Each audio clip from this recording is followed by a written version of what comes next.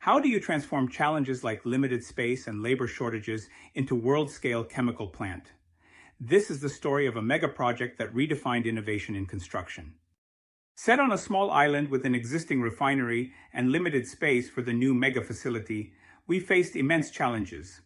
The challenges included land reclamation to expand the island, housing thousands of workers with respect to their diverse ethnicity, culture, and food, maintaining shipping lanes open during reclamations.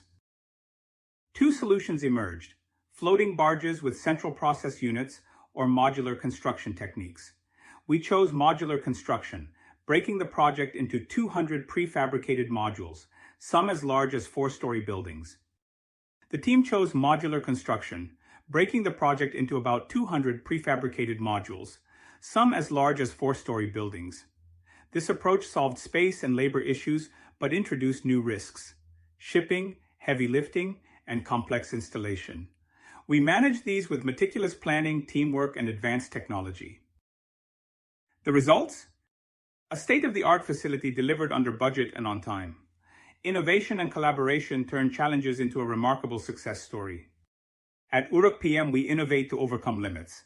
Are you ready to redefine what's possible for your organization? Let's build the future together.